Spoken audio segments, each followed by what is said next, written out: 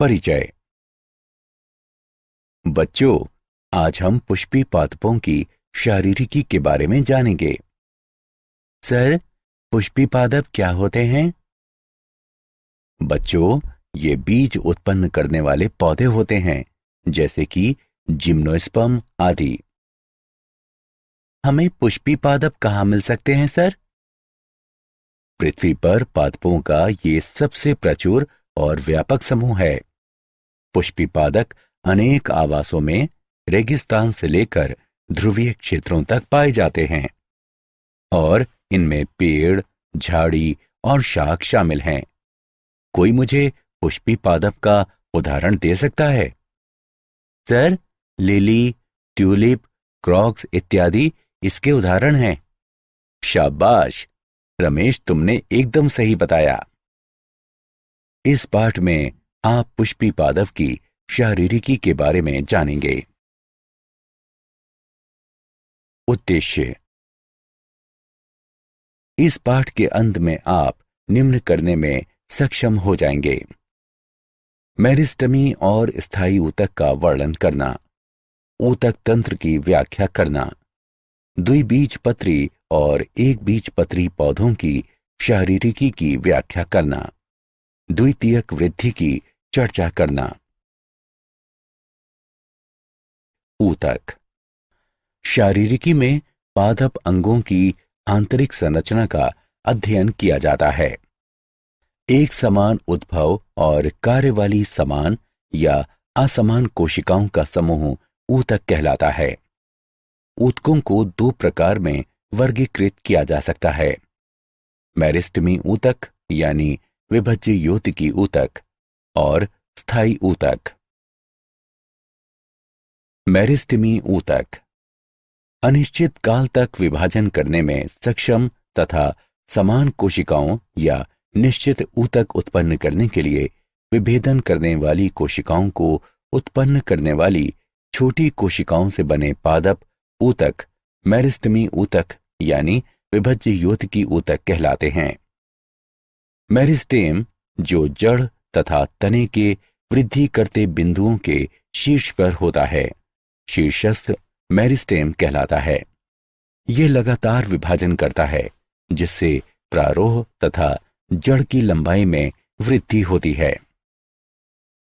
कलिका, जो पत्ती के कक्ष से निकलती है तथा शाखा प्रारोह या पुष्प में विकसित होने की क्षमता होती है, कक्षीय कलिका कहलाती है। मेरिस्टेमी ऊतक। अंतर्वेशी मेरिस्टम। यह शीर्षस्थ मेरिस्टेम से अलग उपस्थित होता है। ये पर्व के आधार पर उपस्थित होता है। उदाहरण के लिए घास और गेहूं में या पत्ती के आधार पर। प्राथमिक मेरिस्टेम। मेरिस्टेमी कोशिकाएं जो प्रोमेरिस्टेम से उत्पन्न होती हैं, प्राथमिक मेरिस्टेम हैं। शीर्ष मेरिस्टेम और अंतर्वेशी मेरिस्टेम दोनों प्राथमिक मेरिस्टेम हैं। द्वितीयक मेरिस्टेम या पार्श्वीय मेरिस्टेम। ये प्राथमिक स्थायी ऊतक से विकसित मेरिस्टेम हैं। ये किसी अंग के निर्माण की शुरुआत से उपस्थित नहीं होते हैं, बल्कि बाद में विकसित होते हैं और द्वितीयक स्थायी ऊतक बनाते हैं। उदाहरण के लिए जड़ों के कैम्बियम। स्थायी ऊतक। स्थायी ऊतक का निर्माण मेरिस्टेमी ऊतक में विभाजन या विभेदन के कारण होता है। स्थायी ऊतक की कोशिकाएं जीवित या मृत, पतली भित्ति या मोटी भित्ति वाली हो सकती हैं। स्थायी ऊतक दो प्रकार के होते हैं: सरल ऊतक और जटिल ऊतक। साधारण ऊतक। सरल ऊतक प्रकृति में सजातीय होते हैं और संरचनात्मक तथा कार्यात्मक रूप से समान कोशिकाओं के बने होते हैं। ये तीन प्रकार के होते हैं: पेरेन्काइमा, कोलेन्काइमा और स्क्लेरेन्काइमा। पेरेन्काइमा। पेरेन्काइमा की कोशिकाएं जीवित, मोटी भित्ति वाली होती हैं। इनमें स्पष्ट केंद्रक होते हैं। कोशिका भित्ति सेल्यूलोज, हेमीसेल्यूलोज और पैक्टिक पदार्थों की बनी होती है। कोशिकाओं में थोड़ा या ज्यादा अंतराकोशिकीय अवकाश होता है। कोशिकाएं प्रायः समव्यासी होती हैं, लेकिन लंबाकार, गोलाकार और बहुभुजीय भी हो सकती हैं। कॉलेनकाइमा यानी स्थूल कोण ऊतक। कॉलेनकाइमा की कोशिकाएं मोटी भित्ति वाली जीवित लंबाकार कोशिकाएं हैं। कोशिका भित्ति सेल्यूलोज, हेमीसेल्यूलोज और पैक्टिक पदार्थों की बनी होती है। भित्ति की मोटाई एक समान नहीं होती है। भित्तियों पर प्रायः साधारण गर्त होते हैं। कभी कभी कॉलेनकाइमा कोशिकाओं में क्लोरोप्लास्ट भी होते हैं। ये यांत्रिक तथा जैव प्रकार के दोनों कार्य करती हैं। कॉलेनकाइमा तनन सामर्थ्य प्रदान करती हैं, जिससे वृद्धि कर रहे अंगों को लचीलापन और सहारा मिलता है। क्लोरोप्लास्ट युक्त कॉलेनकाइमा प्रकाश संश्लेषण का कार्य करती है। स्क्लेरेनकाइमा यानी दृढ़ ऊतक।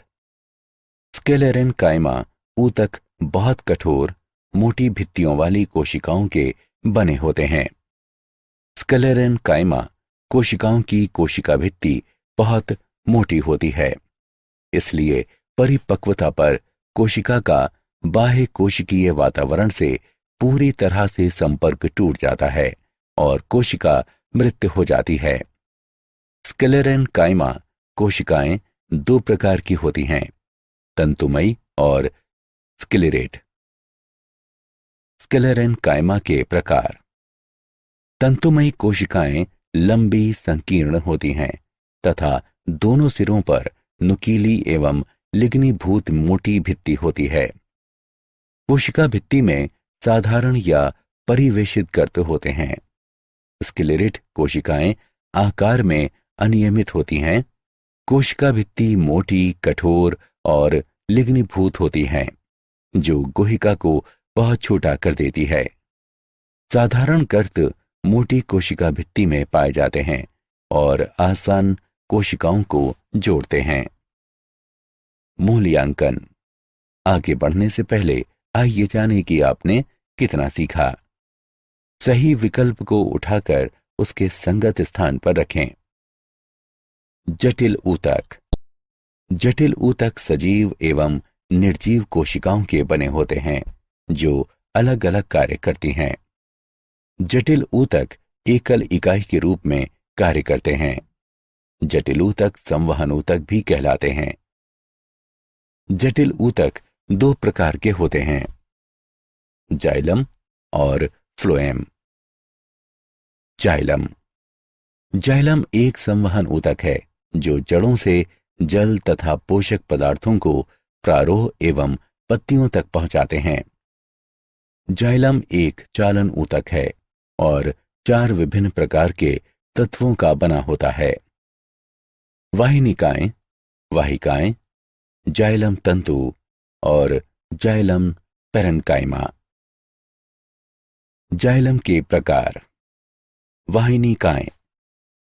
एकल वाहिनी की अत्यधिक लंबी या नलिकाकार कोशिका है, जिसमें कठोर, मोटी और लिग्नीभूत भित्ति और एक बड़ी गुहा होती है। वाहिनिकाएं जड़ों से जल, हार्मोन एवं विलय का परिवहन तने, पत्तियों और पुष्पी भागों तक करते हैं।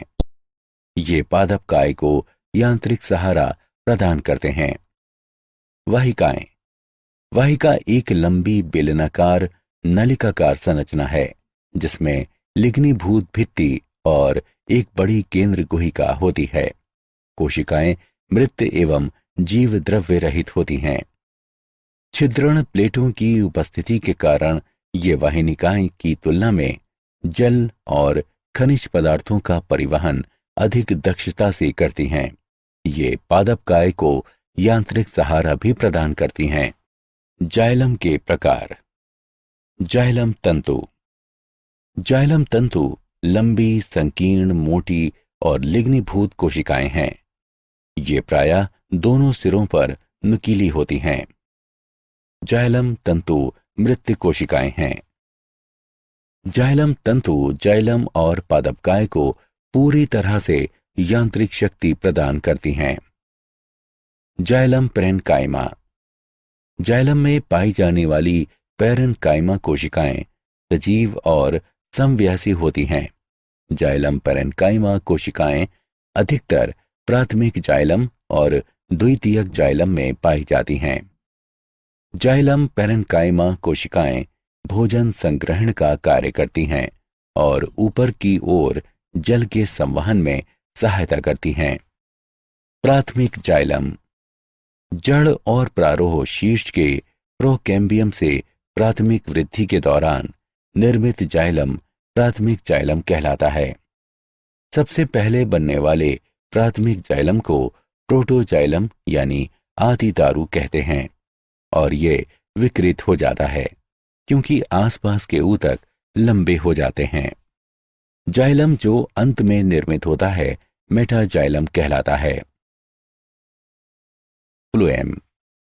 फ्लोएम भी जाइलम के समान संवहन ऊतक है जो कार्बनिक पदार्थों के संवहन के लिए जिम्मेदार है।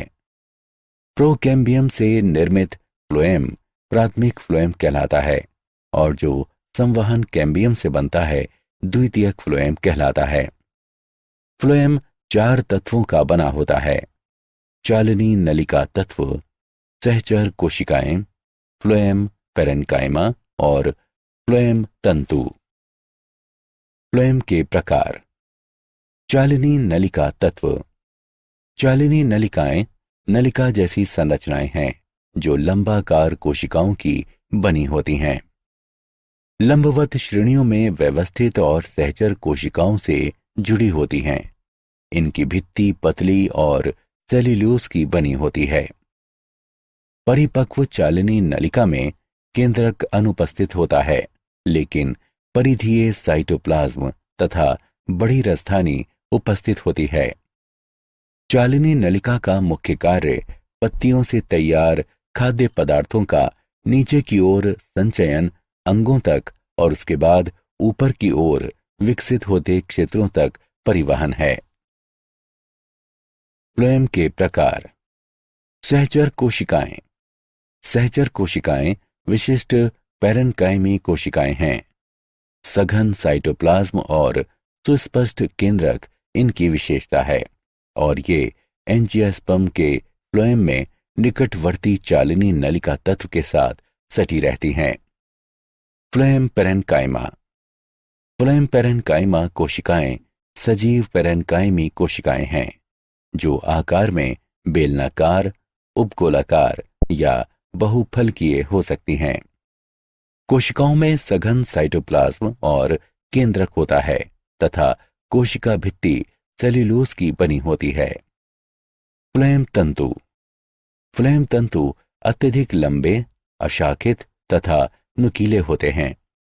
इनके सिरे सुई की तरह होते हैं। इनकी कोशिका भित्ति सरल परिवेशित गर्त के साथ काफी मोटी होती है। परिपक्व होने पर ये तंतु अपना जीव द्रव्य नष्ट करके मृत हो जाते हैं। ऊतक तंत्र।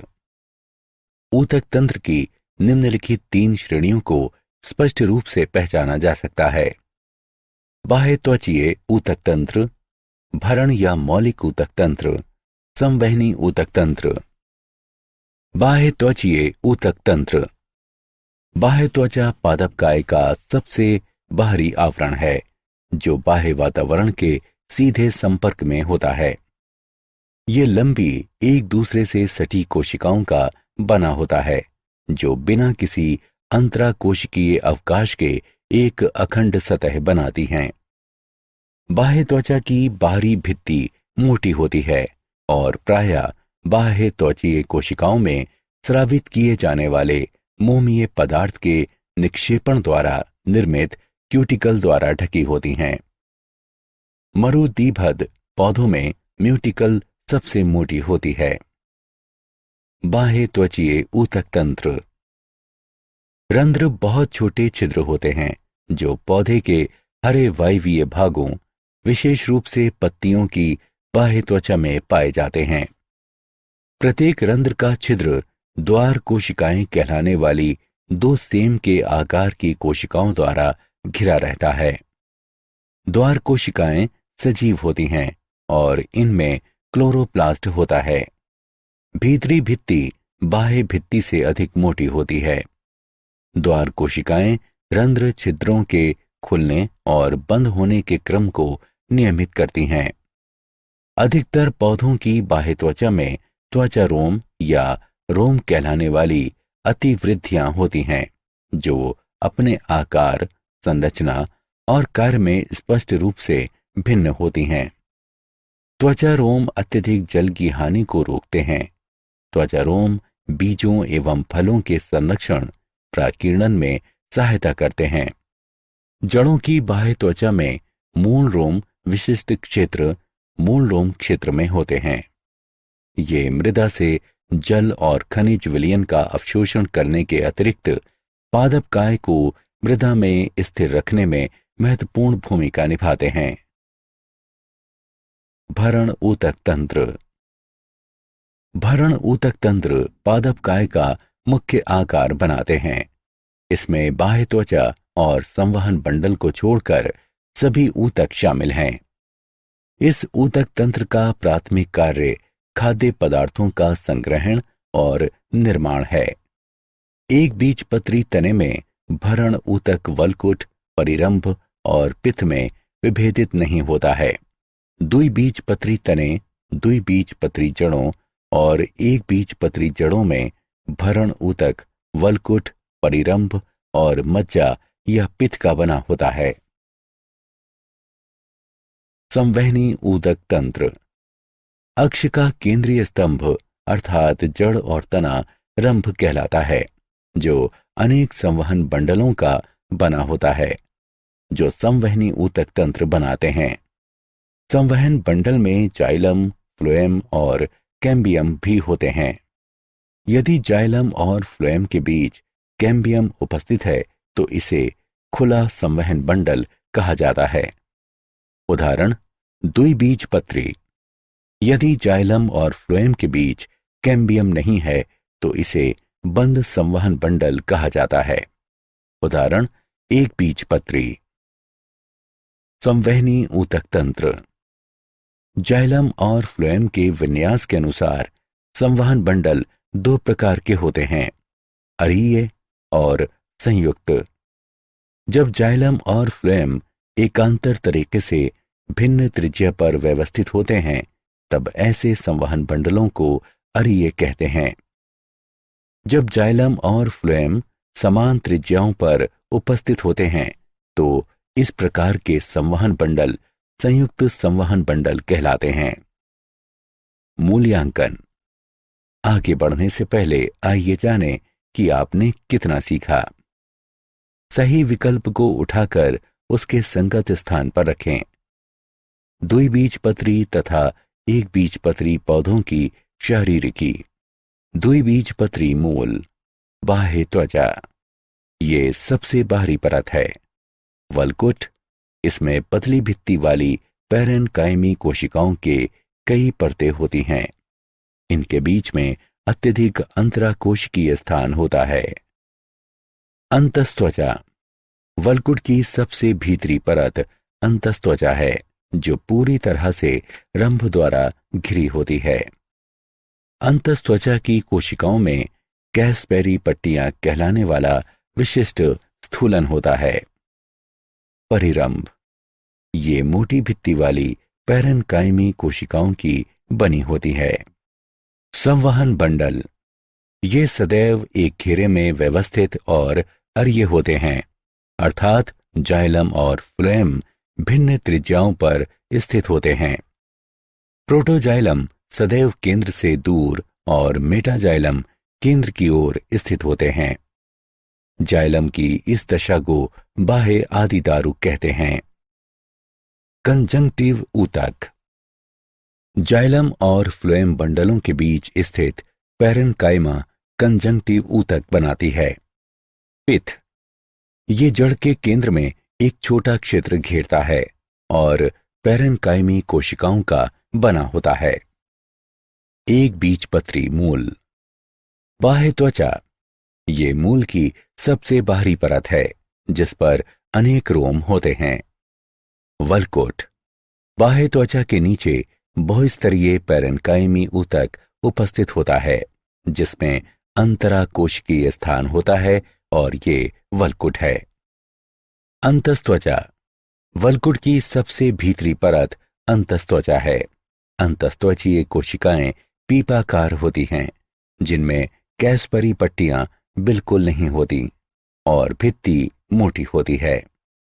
परिरंभ यह एक पंक्ति में व्यवस्थित होता है और पैरेन्काइमा का बना होता है। संवहन बंडल संवहन बंडल बहु आदिदारुक, अरिये और बाह्य आदिदारुक होते हैं। फ्लोएम पैरेन्काइमा अनुपस्थित होती है। कंजंक्टिव ऊतक जाइलम और फ्लोएम के बीच स्थित पैरेन्काइमी कोशिकाओं का बना होता है। पिथ ये बड़ी होती है तथा दूर दूर स्थित पैरेन्काइमी कोशिकाओं की बनी होती है जिसमें प्रचुर मात्रा में स्टार्च कण होते हैं। द्विबीजपत्री तना अनुप्रस्थ काट में निम्नलिखित संरचनाएं होती हैं। बाह्य त्वचा बाह्य त्वचा तने की सबसे बाहरी परत है। ये कोशिकाओं की एकल परत की बनी होती है और क्लोरोप्लास्ट की कमी होती है। बाह्य त्वचा पर बहुकोशिकीय रोम और रंध्र पाए जाते हैं। वल्कुट इसे 3 क्षेत्रों में विभाजित किया जा सकता है। अधस्त्वचा ये बाह्य त्वचा के ठीक नीचे स्थित होती है। सामान्य वल्कुट ये अधस्त्वचा के भीतर स्थित होता है और मोटी भित्ति वाली पैरेन्काइमी कोशिकाओं की कुछ परतों का बना होता है। वल्कुट का मुख्य कार्य भोजन का संग्रहण है। अंतस्त्वचा ये वल्कुट की सबसे भीतरी परत है। परिरंभ परिरंभ पैरेन्काइमी और स्क्लेरेन्काइमी दोनों कोशिकाओं की बनी एक विषम परत है। ये अंतस्त्वचा और संवहन बंडलों के बीच स्थित होती है। संवहन बंडल ये अंतस्त्वचा के भीतर एक घेरे में व्यवस्थित होते हैं। मज्जा किरणें कुछ परतें या 2 संवहन बंडलों के बीच स्थित बड़ी बहुभुजीय कोशिकाएं मज्जा किरणें होती हैं। पित्त ये कोशिकाएं खाद्य पदार्थों तथा जल का संचय करती हैं। एक बीजपत्री तना बाह्य त्वचा यह मोटी क्यूटिकल वाली सबसे बाहरी एकल परत है। बहुकोशिकीय रोम अनुपस्थित होते हैं। अधस्त्वचा ये स्क्लेरेन्काइमी कोशिकाओं की बनी होती है। प्रायः 2-3 परत मोटी होती है और बाह्य त्वचा के नीचे स्थित होती है। भरण ऊतक अधस्त्वचा के नीचे पैरेन्काइमी कोशिकाओं का संपूर्ण द्रव्यमान भरण ऊतक बनाता है। भरण ऊतक में संवहन बंडल बिखरे रहते हैं। संवहन बंडल प्रत्येक संवहन बंडल पैरेन्काइमी होता है और बंडल आच्छद कहलाने वाले स्क्लेरेन्काइमी कोशिकाओं के आच्छद से घिरा होता है। ये आच्छद संवहन बंडलों के ऊपरी और निचले भागों पर अत्यधिक विकसित होती है। संवहन बंडल संयुक्त बाह्य फ्लोएमी, मध्यादिदारुक और बंद होते हैं। पित्त और रंभ एक बीजपत्री में एटेक्टोस्टील पाई जाती है। ये अत्यधिक विकसित रंभ है। एक बीजपत्री तनों में एक समान पित्त उपस्थित होती है। पृष्ठाधार द्विबीजपत्री पत्ती ऊपरी बाह्य त्वचा ये एक दूसरे से जुड़ी एक समान स्तरीय पैरेन्काइमेटी कोशिकाओं की बनी सबसे बाहरी परत है। कोशिकाओं की बाहरी भित्ति पर क्यूटिकल होती है। रंध्र और क्लोरोप्लास्ट नहीं होते हैं। निचली बाह्य त्वचा ये पतली क्यूटिकल वाली पैरेन्काइमेटी कोशिकाओं की एक एकल परत है और इनमें अनेक रंध्र होते हैं। क्लोरोप्लास्ट केवल द्वार कोशिकाओं में ही उपस्थित होते हैं। निचली बाह्य त्वचा गैसों के विनिमय में सहायता करती है। इस कक्ष के माध्यम से जल वाष्प की हानि होती है। पृष्ठाधार पत्ती यानी द्विबीजपत्री। पर्ण मध्योतक। ऊपरी और निचली बाह्य त्वचा के बीच स्थित ऊतक पर्ण मध्योतक कहलाते हैं। ये 2 क्षेत्रों में विभाजित हैं।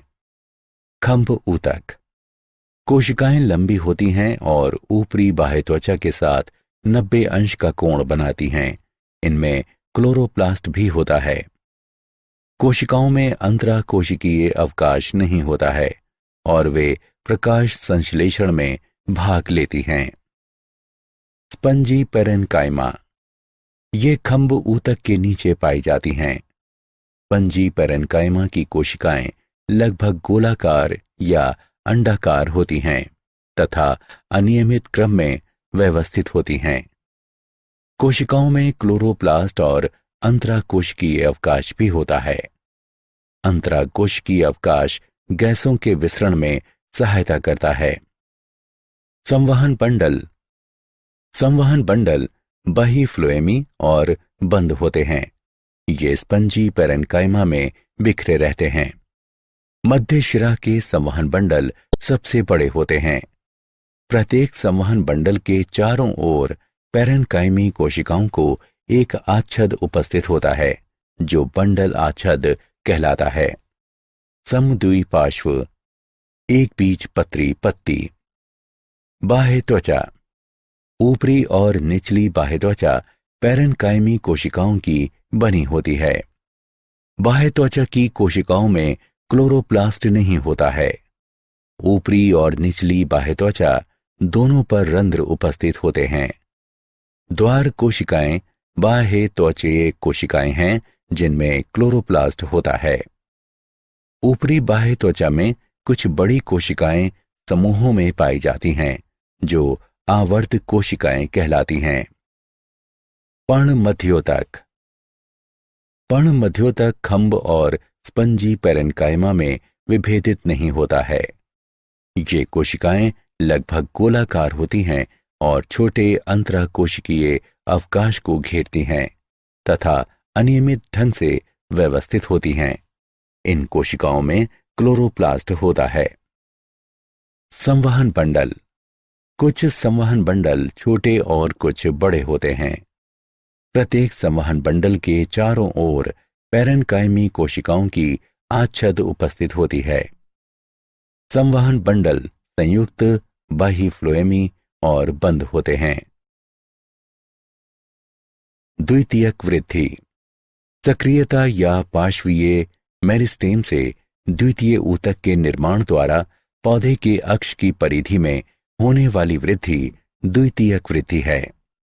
द्वितीयक ऊतक 2 प्रकार के होते हैं, संवहन कैम्बियम और कार्क कैम्बियम। संवहन कैम्बियम। संवहन कैम्बियम एक पार्श्वीय मेरिस्टेम है जो द्वितीयक ऊतक बनाता है और जाइलम एवं फ्लोएम के बीच स्थित होता है। कैम्बियमी छल्ले का बनना। द्विबीजपत्री तने में संवहन बंडल संयुक्त बहिफ्लोएमी और खुले होते हैं और एक छल्ले में व्यवस्थित होते हैं। संवहन बंडलों में जाइलम और फ्लोएम के बीच उपस्थित कैम्बियम पूलीय या अंतःपूलीय कैम्बियम कहलाता है। मज्जा किरणों की कुछ कोशिकाएं मेरिस्टेमी हो जाती हैं और वे अंतरापूलीय कैम्बियम कहलाती हैं। ये दोनों कैम्बियम एक साथ मिलकर संवहन कैम्बियम या इंट्रास्टेलर कैम्बियम का पूर्ण छल्ला बनाते हैं। कैम्बियम छल्ले की क्रिया। संवहन कैम्बियम का छल्ला बाहरी और भीतरी दोनों तरफ की कोशिकाओं को काटता है। बाहरी कटी कोशिकाएं द्वितीयक फ्लोएम हैं और भीतरी कटी कोशिकाएं द्वितीयक जाइलम हैं। कटी हुई द्वितीयक जाइलम की मात्रा द्वितीयक फ्लोएम से अधिक होती है और इस प्रकार द्वितीयक ऊतक के निर्माण के साथ घेरे या व्यास में वृद्धि होती है जो द्वितीयक वृद्धि कहलाती है। कैम्बियम कोशिकाएं आयताकार, पतली भित्ति वाली, जीव द्रव्य से पूर्ण और मेरिस्टेमी क्रियाशीलता वाली होती हैं। द्वितीयक ऊतक में वृद्धि के साथ साथ प्राथमिक जाइलम और प्राथमिक फ्लोएम दब जाते हैं। कुछ स्थानों पर कैम्बियम द्वितीयक जाइलम और द्वितीयक फ्लोएम नहीं बनाता है, बल्कि जाइलम और फ्लोएम के बजाय पैरेन्काइमी कोशिकाओं को बनाता है। इस प्रकार ये कोशिकाएं द्वितीयक जाइलम से द्वितीयक फ्लोएम तक अखंड पट्टियां बनाती हैं और द्वितीयक मज्जा किरणें कहलाती हैं। बसंत दारू तथा शरद दारू। बसंत ऋतु में कैम्बियम की सक्रियता अधिक हो जाती है और इस कारण काष्ठ तत्व चौड़ी गुहिका के साथ आकार में बड़े हो जाते हैं। इसके अतिरिक्त मात्रा अधिक होती है और बसंत के मौसम में निर्मित द्वितीयक जाइलम या काष्ठ बसंत दारू कहलाती है। शरद ऋतु में कैम्बियम की सक्रियता कम हो जाती है और काष्ठ तत्व संकरी गुहिका के साथ आकार में छोटे हो जाते हैं। इसके अतिरिक्त ये मात्रा में कम हो जाता है और शरद ऋतु में निर्मित काष्ठ को शरद अथवा पश्च दारू कहते हैं। बसंत दारू और शरद दारू वार्षिक वलय बनाते हैं। हृद दारू तथा रस दारू। काष्ठीय पेड़ों में तने के केंद्रीय भाग का रंग गहरा होता है। ये भाग रेजिन, टेनिन, गोंद के निक्षेपण और टाइलोसिस के निर्माण के कारण कठोर और सख्त हो जाता है। ये केंद्रीय कठोर, सख्त और गहरा भाग हृद दारू बनाता है। वाहिकाओं में टाइलोसिस के निर्माण के कारण हृद दारू के संवहन कार्य बंद हो जाते हैं और इसलिए हृद दारू यांत्रिक रूप से कार्य करती है। हृद दारू का उपयोग प्रायः फर्नीचर बनाने में किया जाता है। तने का बाहरी भाग हल्के रंग का और मुलायम होता है, जो जल और खनिज पदार्थों का संवहन करता है और ये रस दारू कहलाता है।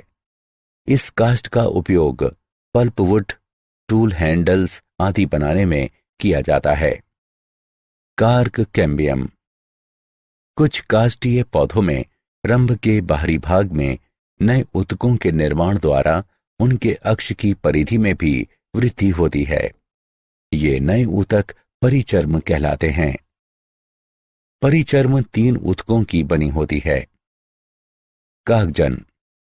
ये मेरिस्टेमी कोशिकाओं की एकल परत का बना होता है। ये द्वितीयक पार्श्वीय मेरिस्टेम भी कहलाता है, जो अधस त्वचा या बाह्य वल्कुट की स्थायी सजीव कोशिकाओं से उत्पन्न हो सकता है। कोशिकाएं आयताकार और अरीय ढंग से चपटी दिखती हैं। काग। ये कोशिकाएं बाहर की ओर की कागजन कोशिकाओं के स्पर्श रेखीय और परिणतिक विभाजन के परिणाम स्वरूप बनती हैं। ये कोशिकाएं एक दूसरे से सटी रहती हैं और प्रारंभ में इनमें पतली सेल्यूलोज की भित्तियां होती हैं। जब वे परिपक्व हो जाती हैं तो धीरे धीरे सजीव पदार्थ नष्ट हो जाते हैं और कोशिकाएं अरीय, ऊर्ध्वाधर या स्पर्श रेखीय रूप से लंबी हो जाती हैं। सुबेरिन कहलाने वाले वसीय पदार्थ के विकसित होने के कारण कोशिका भित्ति मोटी हो जाती है। सुबेरिन जल के लिए अभेद्य है। कागस्तर। पतली भित्ति वाली कोशिकाओं की परतें कागजन के अंदर की ओर बढ़कर कागस्तर बनाती हैं। इस परत की कोशिकाएं सजीव होती हैं और इनमें सेल्यूलोज कोशिका भित्ति होती है। ये द्वितीयक वल्कुट भी कहलाता है। कुछ प्रजातियों की इन कोशिकाओं में क्लोरोप्लास्ट और स्टार्च भी हो सकता है। छाल वल्क। संवहन कैम्बियम के बाहर की तरफ के सभी ऊतक छाल वल्क बनाते हैं। छाल वल्क के 2 भाग होते हैं। बाहरी छाल वल्क। कार्क कैम्बियम के बाहर की तरफ स्थित सभी ऊतक बाहरी छाल वल्क कहलाते हैं। भीतरी छाल वल्क। कार्क कैम्बियम और संवहन कैम्बियम के बीच वाला क्षेत्र भीतरी छाल वल्क कहलाता है। वातरंध्र। वातरंध्र छाल वल्क में बने छिद्र होते हैं जिनसे होकर गैसों का आदान प्रदान होता है। प्रत्येक वातरंध्र में कार्क कैम्बियम कार्क कोशिकाएं उत्पन्न न करके अनियमित पैरेन्काइमी कोशिकाएं बनाता है, जो अत्यधिक अंतराकोशिकीय अवकाश के साथ दूर दूर व्यवस्थित होती हैं। ये ढेर पूरक कोशिकाएं कहलाता है। जड़ों में द्वितीयक वृद्धि। पौधों के वृद्धि करते वायवीय भागों को शक्ति प्रदान करने और जल एवं खनिज पदार्थों की जरूरतों को पूरा करने के लिए जड़ों में द्वितीयक वृद्धि महत्वपूर्ण है। एक बीजपत्री जड़ों में द्वितीयक वृद्धि नहीं पाई जाती है। ये संवहन कैम्बियम और कार्क कैम्बियम की सक्रियता के कारण होती है। क्या आप जानते हैं? एडल्ट स्टेम सेल डिस्कवरी के लिए नोबेल पुरस्कार। इस वर्ष चिकित्सा के लिए ब्रिटेन और जापान के वैज्ञानिकों को उनकी खोज कि वयस्क कोशिकाओं को पुनः भ्रूण जैसी स्टेम कोशिकाओं के रूपांतरित किया जा सकता है, इसके लिए नोबेल पुरस्कार प्रदान किया गया। कैम्ब्रिज स्थित गर्डान संस्थान के जॉन गर्डान और क्योटो विश्वविद्यालय की सीनिया यामानाका ने उस ऊतक को बनाने के तरीकों की खोज की जो भ्रूण से कोशिकाओं को एकत्र करने की आवश्यकता के बिना ही भ्रूणीय कोशिकाओं की तरह कार्य करेगा। सारांश। आइए हमने जो कुछ सीखा है उसे संक्षेप में दोहराएं। समान उत्पत्ति और समान कार्य करने वाली समान या असमान कोशिकाओं का समूह ऊतक कहलाता है।